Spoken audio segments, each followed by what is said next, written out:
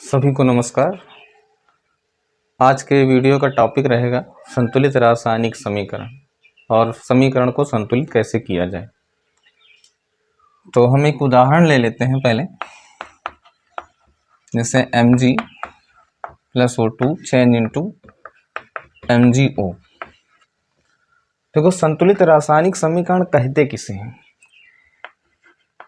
ये पक्ष है हमारा बायां और ये पक्ष है दायां।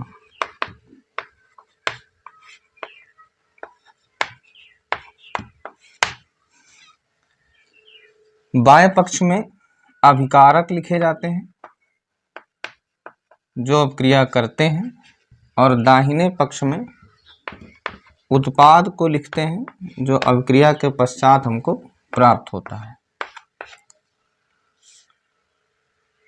बाएं पक्ष में अभिकारक जो हैं उनके अणुओं या परमाणुओं की जितनी संख्या है उतनी ही संख्या दाएं पक्ष में अगर होगी तो हम कहेंगे समीकरण हमारा संतुलित है और उसको संतुलित रासायनिक समीकरण कह देंगे। अर्थात कहने का मतलब ये हुआ कि जब किसी रासायनिक समीकरण में अभिकारक अणुओं और उत्पाद अणुओं की दोनों की संख्याएं कैसी होती हैं, बराबर होती हैं, तो ऐसे समीकरण को हम संतुलित रासायनिक समीकरण कहते हैं। अभिकारक अणुओं की संख्या और उत्पाद अणुओं की संख्या, दोनों की संख्याएं बराबर होनी अगर हैं तो हम कह सकते हैं कि ये समीकरण संतुलित रासायनिक समीकरण है। तो चलो विचार किया जाए, क्या ये समीकरण संतुलित रासायनिक समीकरण है? तो यहाँ देखो, मैग्नीशियम का एक परमाणु है बाएं पक्ष में और मैग्नीशियम का एक परमाणु दाएं पक्ष में है। मैग्नीशियम तो बराबर है, परंतु ऑक्सीजन की ओर विचार करो। ऑक्सीजन यहाँ पर कितना है? 2 है, और यहाँ पर ऑक्सीजन कितना है? 1 है। ऑक्सीजन परमाणु दोनों पक्षों में बराबर नहीं है। इसे बराबर करने के लिए दाएं पक्ष में हमें 2 का गुणा कराना पड़ेगा और बाएं पक्ष में मैग्नीशियम में 2 का गुणा कराना पड़ेगा, तब यह समीकरण संतुलित हो जाएगा। तब इस समीकरण को हम संतुलित रासायनिक समीकरण कह सकते हैं। तो यहाँ पर 2 मैग्नीशियम के परमाणु हैं, 2 ऑक्सीजन के परमाणु हैं बाएं पक्ष में। दाएं पक्ष में अगर ध्यान से देखें हम लोग तो 2 मैग्नीशियम के हैं और 2 ऑक्सीजन के भी हैं। अब ये रिएक्शन हमारा या ये समीकरण हमारा संतुलित रासायनिक समीकरण कहलाएगा। ठीक है। कक्षा 10 में समीकरण को संतुलित करने के लिए हिट एंड ट्रायल मेथड दिया गया है। अब ये हिट एंड ट्रायल मेथड है क्या, इसको समझने की कोशिश करते हैं एक उदाहरण के द्वारा। तो चलो देखते हैं। जैसे मान लो हमारे पास में एक रासायनिक समीकरण इस प्रकार से है, change into Fe3O4 plus hydrogen gas. Iron है, आयरन भाप के साथ अपक्रिया कर रहा है और ये Fe3O4 बना रहा है और हाइड्रोजन गैस बना रहा है। बाएं पक्ष में अगर बात की जाए तो बाएं पक्ष में Fe कितना है? 1 ही है, और दाहिने पक्ष में अगर बात की जाए तो आयरन के जो परमाणु हैं वो 3 परमाणु मौजूद हैं। बाएं पक्ष में ऑक्सीजन को देखा जाए तो ऑक्सीजन यहाँ पर 1 है, और दाएं पक्ष में अगर ऑक्सीजन को देखते हैं तो ऑक्सीजन कितना है? 4 है। हाइड्रोजन को इसी प्रकार देखा जाए तो हाइड्रोजन 2 है, इधर भी 2 है और दाहिने पक्ष में भी 2। हाइड्रोजन तो संतुलित है लेकिन अन्य परमाणु संतुलित नहीं है। तो जब अन्य परमाणु संतुलित नहीं है दाएं और बाएं पक्ष में, तो इससे सिद्ध होता है कि ये पूर्ण रूप से संतुलित रासायनिक समीकरण नहीं है। इसे संतुलित करना पड़ेगा जब सभी परमाणु, जितने अभिकारक अणु हैं, जितने भी अभिकारक अणु हैं बाएं पक्ष में, और जितने भी उत्पाद के अणु हैं, जितने भी हैं, जब सभी दोनों तरफ बराबर बराबर हो जाएंगे तभी उसको हम संतुलित रासायनिक समीकरण कहेंगे, अन्यथा वो संतुलित रासायनिक समीकरण नहीं कहा जाएगा। अब इसे संतुलित कैसे करना है, तो मैंने एक विधि बताई है, हिट एंड ट्रायल मेथड। ट्रायल विधि के द्वारा हम संतुलित करेंगे इसके जो चरण है वो हम अपना बुक में देख लेंगे, क्योंकि वीडियो लंबा हो जाएगा। ये विधि हम बताए दे रहे हैं कैसे इसको संतुलित करना है। तो सबसे पहला हमें करना क्या है कि हमें ये देखना है कि किस परमाणु की संख्या दोनों पक्षों में सबसे ज्यादा है। सबसे पहले उसको संतुलित करो। जिस परमाणु की संख्या दोनों पक्षों में सबसे ज्यादा हो, सबसे पहले उसको संतुलित करना है। तो ध्यान दो, Fe कितना है, इधर 1 है, इधर 3 है, तो Fe की सबसे ज्यादा संख्या 3 निकली। फिर और देखो कोई ज्यादा तो नहीं है। हाइड्रोजन कितना है, 2 है, 2 है, इधर भी कितना है, 2 है। ऑक्सीजन कितना है, इधर 1 है, इधर कितना है, 4 है। तो सबसे ज्यादा इस पूरे समीकरण में हम ये ढूंढना है किस परमाणु की संख्या सबसे ज्यादा है और किस तरफ है। तो देखो यहाँ पर हमें देखने को मिला कि जो ऑक्सीजन परमाणु है उसकी संख्या सबसे ज्यादा है इस समीकरण में। कितना है, 4 है। ऑक्सीजन परमाणु इधर 4 है। तो हिट एंड ट्रायल मेथड का ये कहना है कि जिस परमाणु की संख्या सबसे ज्यादा हो समीकरण में, सबसे पहले उस परमाणु को संतुलित किया जाए, उस परमाणु को उचित संख्या का गुणा करा के संतुलित कर लिया जाए। तो इधर ऑक्सीजन कितना है, 4 है, इधर ऑक्सीजन कितना है, 1 है। अब इधर 4 है, इधर 1 है, तो हम इसमें कितने का गुणा करा दें जो इधर भी बराबर हो जाए। ये अपने मन से कराना है, सोच के। तो इधर देखो, इधर हम 4 का अगर गुणा करा देंगे, इसको अलग लिख लेते हैं समीकरण को, Fe plus H2O change into Fe3O4 plus H2। तो इधर हम 4 का गुणा करा देंगे। ये जो गुणा करा रहे हैं, ये अणु जो लिखा है इसके पहले ही लिखेंगे। ऐसा ना लिख दीजिएगा आप लोग कि ऐसे करके ऐसे लिख दिया, गलत हो जाएगा। ये जो यहाँ पर लिखा जाता है इसका मतलब है ये रासायनिक बंधन में है इतने परमाणु, और इसका मतलब है ये 2 अणु है, रासायनिक बंधन में नहीं है। ठीक है ना। तो यहाँ पर देखो 4 का जब गुणा कराएंगे तो ये 4 का गुणा पूरे अणु में हो जाएगा। तो 4 ऑक्सीजन इधर भी हो गए और 4 ऑक्सीजन इधर भी हो गए। इसके बाद फिर से ढूंढो अब कौन सा परमाणु सबसे ज्यादा है। तो अब हाइड्रोजन सबसे ज्यादा है। 4 दूना 8 हो गया इधर, और इधर कितना है, 2। तो इधर 8 हाइड्रोजन है, उधर हाइड्रोजन 2 है। अब हाइड्रोजन को बैलेंस किया जाए, उसको संतुलित किया जाए। कैसे संतुलित करेंगे, तो इस तरफ इस हाइड्रोजन में कितने का गुणा करा दिया जाए कि ये हाइड्रोजन बराबर हो जाए। यहाँ 2 है, यहाँ 8 है, तो इस 2 में कितने का गुणा करा दिया जाए। तो इस 2 में हम अगर 4 का गुणा करा देंगे तो 4 दूना कितना हो जाएगा, 8 हो जाएगा। और ये गैस है तो गैस के लिए ऊपर की ओर तीर लगा देते हैं। तो हाइड्रोजन अब संतुलित हो गया। अब जो संतुलित हो गए हैं उनसे हमें कोई लेना देना नहीं। जो संतुलित नहीं हुए उनमें ढूंढो कौन संतुलित नहीं हुआ। तो देखो ये संतुलन अभी नहीं हुआ है इसका। इधर Fe 1 है और इधर Fe कितना है, 3 Fe मौजूद है यहाँ पर। तो चलो पहले आयरन को संतुलित कर लेते हैं। तो इसमें कितने का गुणा करा दिया जाए कि Fe इधर 3 है, इधर भी 3 हो जाए। तो बड़ा सिंपल है, 3 का अगर इसमें गुणा करा दिया जाए तो Fe इधर 3 है और इधर 3 है, दोनों Fe कैसे हो जाएंगे, बराबर हो जाएंगे, और हमें संतुलित रासायनिक समीकरण प्राप्त हो जाएगा। तो यही हमारा हिट एंड ट्रायल मेथड कहता है कि जिस परमाणु की संख्या सबसे अधिक हो समीकरण में, सबसे पहले उस परमाणु को संतुलित करो। इसके बाद जब वो संतुलित हो जाए तो फिर देखो किस परमाणु की संख्या अब सबसे ज्यादा है, अब उसे संतुलित करो। ठीक है। तो ये था हिट एंड ट्रायल विधि। अब ये सवाल पैदा होता है कि समीकरण का संतुलन जरूरी क्यों है, क्यों आवश्यक है, क्यों संतुलित कर रहे हैं इसको। तो समीकरण का संतुलन जरूरी इसलिए है, सबसे पहली बात यह है कि हमें सटीक जानकारी हो जाती है परमाणुओं की संख्या की सटीक जानकारी हो जाती है, कि सटीक जानकारी हो जाती है कि किस ओर कितने परमाणु भाग ले रहे हैं, जानकारी होती है।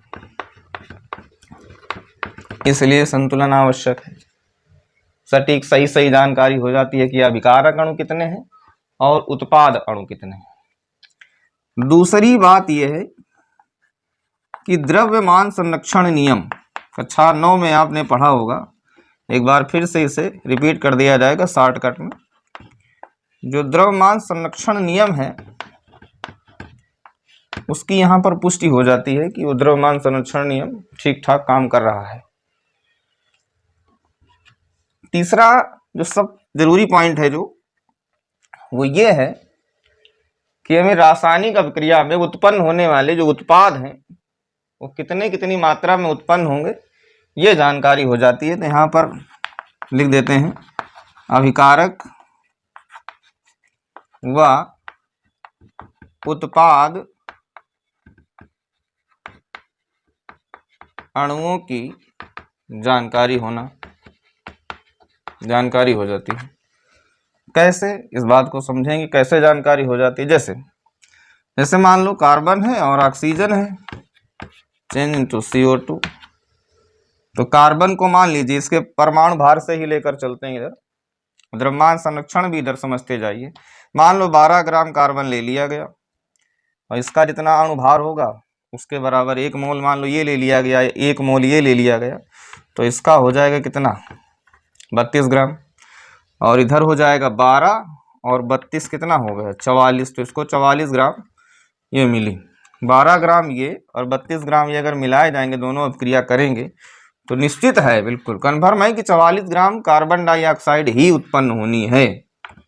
तो देखो द्रव्यमान संरक्षण का नियम क्या है। द्रव्यमान संरक्षण का नियम ये कहता है कि जितना अभिकारक अणु है या परमाणु है, जो अभिकारक अणु है उनका जितना द्रव्यमान है उतना ही द्रव्यमान हमको, जब ये दोनों अभिक्रिया करेंगे तो उतना ही द्रव्यमान हमको बाद में भी प्राप्त हो जाएगा, उतना ही द्रव्यमान प्राप्त होगा। तो इन दोनों को अगर जोड़ा जाए तो 12 और 32 कितना हुआ 44 हुआ, और इधर भी कितना प्राप्त हो रहा है 44 प्राप्त हो रहा है, यानी इधर भी 44 और उधर भी 44। यानी अभिकारक अणुओं का जितना द्रव्यमान लिया गया था उतना ही द्रव्यमान उत्पाद में भी प्राप्त हो रहा है। यानी कि द्रव्यमान ना तो नष्ट हुआ और ना ही नया बना। तो ना तो द्रव्यमान नष्ट होता है और ना ही नया बनता है, ना ही नया प्राप्त होता है। दोनों पक्षों में, अभिकारक और उत्पाद दोनों पक्षों में बराबर रहता है। यही द्रव्यमान संरक्षण का नियम कहता है। तो रासायनिक समीकरण के संतुलित होने से हम ये सटीकता से पता लगा सकते हैं कि जो है द्रव्यमान संरक्षण का नियम का पालन कर रहा है कि नहीं कर रहा है, उतना ही द्रव्यमान हमको प्राप्त हो रहा है कि नहीं हो रहा है। और एक उदाहरण समझ लेते हैं। जैसे यहाँ पर लिख दिया जाए बहुत सरल सा उदाहरण। जैसे अब क्रिया करी इन लोगों ने NaOH plus HCl convert into NaCl plus H2O जल बना। तो Na का सब लोग जानते होंगे 23 परमाणु भार होता है, ऑक्सीजन का 16 होता है, हाइड्रोजन का 1 होता है। इस हाइड्रोजन का 1 इसका 35.5 हो गया, इसका 23 हो गया, 23 प्लस 35.5 इधर जो बना। इनके भार ले रहे हैं, इनके परमाणु भार के बराबर इनके भार लिए जा रहे हैं, 1-1 मोल सब लिए गए हैं। तो इसका 1 हाइड्रोजन का 1 तो 2 हाइड्रोजन का 2 हो जाएगा। ऑक्सीजन का होता है 16। ध्यान से देखो इसको अगर टोटल काउंट करेंगे तो 40 आ जाएगा, इसको काउंट करेंगे तो आ जाएगा 36.5। इसको अगर काउंट करो ध्यान से तो 5 3 8 और ये 5 आ गया 58.5। इसको काउंट करोगे तो 18 आ जाएगा। ठीक है, ये आ गया 18। अब देखते हैं इसको, इस तरफ का पूरा द्रव्यमान काउंट कर लेना है हमको। कैसे करेंगे देखो, इधर ये 6 आ गया, 4 3 7 हो गया, 76.5 आ गया। इधर मान लो इतने ग्राम हमने पूरा अभिकारक लिया है, 40 ग्राम ये लिया और 36.5 ग्राम ये लिया, 1-1 मोल लिया तो 1 मोल में इतना ही हो जाएगा। इधर NaCl भी इतना ही लिया, इतने ग्राम, और ये भी इतने ग्राम लिया। अगर इनको जोड़ा जाए तो 8-8 कितना हो जाता है 16 और 5 1 6, एक हासिल का 7, 76.5 ग्राम इधर भी आ गया। देखो जितना अभिकारक का द्रव्यमान आ रहा है उतना ही उत्पादों का भी द्रव्यमान आ रहा है। तो द्रव्यमान क्या नष्ट हुआ, क्या नहीं हुआ ना, द्रव्यमान नष्ट नहीं हुआ। यही द्रव्यमान संरक्षण का नियम है कि द्रव्यमान किसी भी रासायनिक अभिक्रिया में ना तो नष्ट होता है और ना ही उत्पन्न होता है। यानी जितना द्रव्यमान हम लेंगे अभिकारक अणुओं का उतना ही द्रव्यमान हमको उत्पाद अणुओं में प्राप्त हो जाएगा। तो संतुलित रासायनिक समीकरण से हमें ये जानकारी मिल जाती है कि ये द्रव्यमान संरक्षण नियम का पालन कर रहा है कि नहीं कर रहा है। दूसरी बात, जैसे कह दिया जाए कि हमको केवल कह दिया जाए कि भाई कार्बन डाइऑक्साइड बनाइए, और कार्बन डाइऑक्साइड केवल पूछा जा रहा है कि 88 ग्राम कार्बन डाइऑक्साइड बनाओ, जरा कैसे बनाओगे। तो यहां पर देखो कि जब हम 12 ग्राम कार्बन लेते हैं और 12 ग्राम कार्बन को जलाने के लिए 32 ऑक्सीजन आवश्यकता पड़ती है, तो यहाँ पर 44 ग्राम कार्बन डाइऑक्साइड बनती है। तो 88 ग्राम कैसे बनाएंगे। तो 88 ग्राम बनाने के लिए हमें क्या करना पड़ेगा, 44 ग्राम 12 ग्राम से बन रहा है, तो इसको क्या किया जाए, दोगुना कर दिया जाए ना। तो इसको कितना ले लेंगे, 24 ग्राम, इसको कितना 64 ग्राम, इसको कितना ले लेंगे, जाहिर सी बात है 24 64 कितना होता है, 4 4 8 6 2 8, इधर भी 88 है उधर भी 88, यानी 88 ग्राम कार्बन डाइऑक्साइड बनाने के लिए हमें 24 ग्राम कार्बन लेना पड़ेगा और 64 ग्राम हमको ऑक्सीजन लेनी पड़ेगी। तो हमें अभिकारक और उत्पाद अणुओं की सटीक जानकारी मिल जाती, कितना कितना हमको लेना है, कितना बनाने के लिए। मान लो कभी आवश्यकता पड़े कि ऐसा पूछा जाए कि इतने ग्राम कैसे बनाएंगे, तो हम ये बता देंगे कि इतने ग्राम हम लोग ऐसे बनाएंगे। ठीक है, तो ये समझ में आ गया। अब समझते हैं, आगे चलते हैं कि रासायनिक समीकरण संतुलन हो गया, सब कुछ हो गया, लिखा कैसे जाए, इसको बहुत ज़्यादा ऐसा कैसे बना दिया जाए कि इससे बहुत ज़्यादा जानकारी इकट्ठा हो सके हम लोगों को, कि समीकरण देख लिया जाए तो ये पता चल जाए कि जो अभिकारक हैं उनकी अवस्थाएं क्या हैं। तो अवस्थाओं की चर्चा पहले भी हो चुकी है पहले वाले वीडियो में, लेकिन फिर से एक बार चर्चा करेंगे। तो समीकरण लिखने पर कैसे लिखा जाए, लिखने के लिए हम एक काम करते हैं, अभिकारकों को हम लोग बाईं ओर लिखते हैं। किस तरफ लिखते हैं, बाईं ओर लिखते हैं। बाईं ओर का मतलब है लेफ्ट हैंड साइड लिखते हैं, LHS, पहला पॉइंट। दूसरा पॉइंट है उत्पादों को, अभिकारकों को, उत्पादों को दाईं ओर लिखा जाता है, अर्थात राइट हैंड साइड। ठीक है। तीसरा पॉइंट ये है कि अभिकारक और उत्पाद के बीच में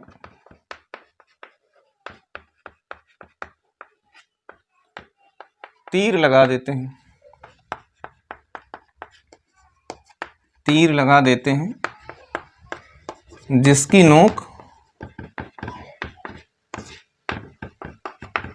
नोक उत्पाद की तरफ होती है।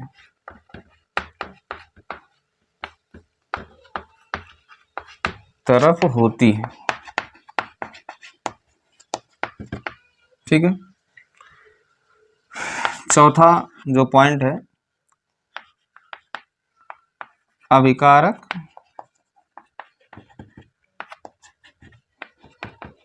तथा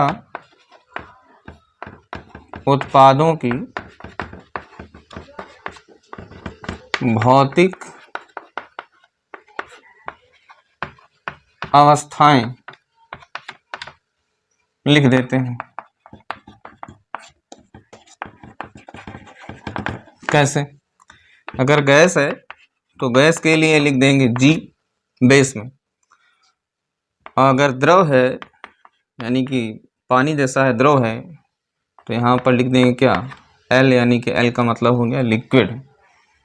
और अगर सॉलिड है मतलब अघुलनशील है, अवक्षेप के रूप में है, या सॉलिड है, ठोस है, तो ठोस या अवक्षेप के लिए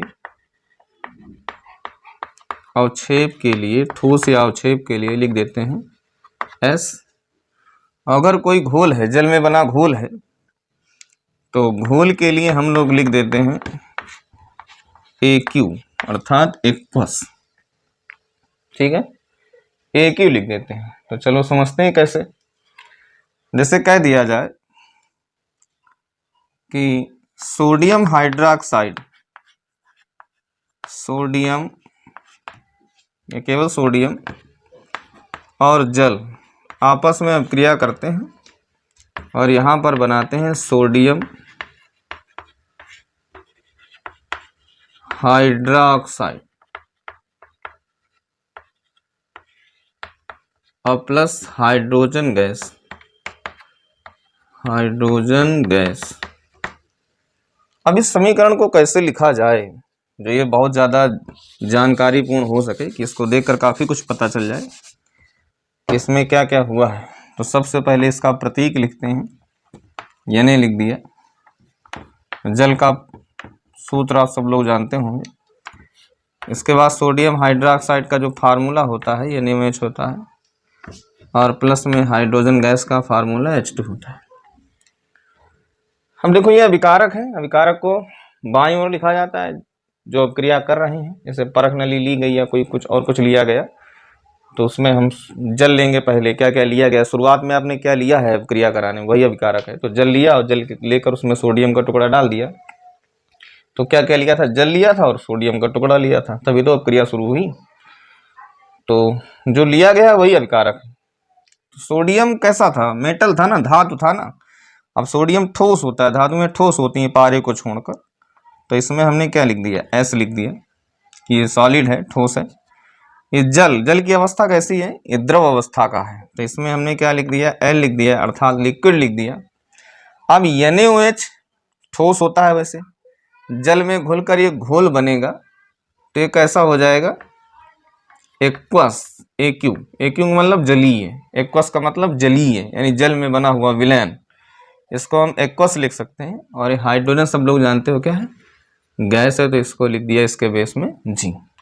और जो गैस हवा से हल्की होती हैं तो उनके लिए ऊपर की ओर तीर लगा दिया जाता है कि ये हवा से हल्की हैं, तो ये बनने के बाद कहाँ जाएंगे, सीधे ऊपर की ओर जाएंगी। जो गैसें हवा से भारी हैं उनमें तीर नहीं लगाया जाता, सभी गैसों में तीर लगा दो, ऐसा नहीं है। जो गैसें हवा से हल्की हैं तो वो कहाँ जाएंगी, ऊपर की ओर उठेंगी ना, तो इसीलिए इसमें तीर लगा दिया जाता है कि ये गैस जो है तो ऊपर की ओर जा रही है।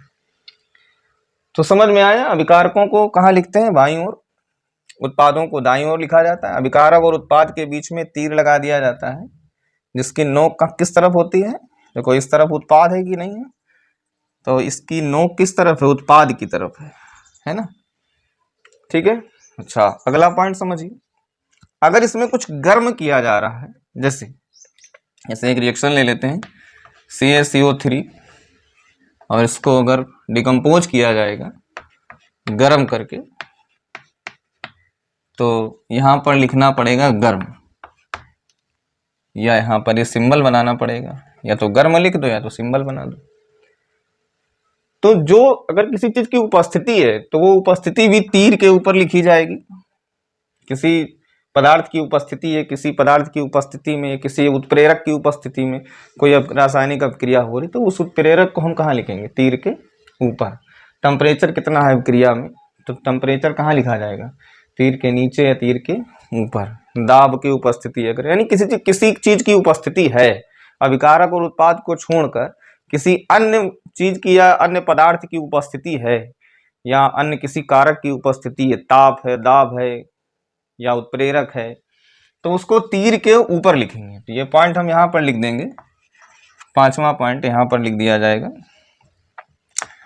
ताप कामा दाब और उत्प्रेरक को तीर के नीचे या ऊपर लिखते हैं।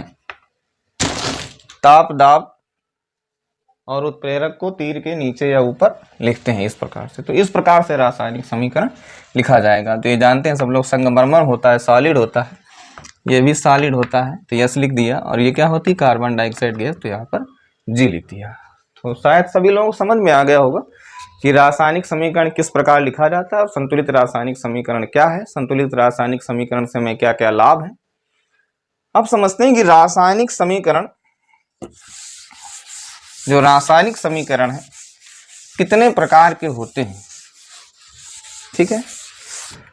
तो ये रासायनिक समीकरण कितने प्रकार के होते हैं ये हम लोग अगली वीडियो में समझेंगे। तब तक के लिए नमस्कार।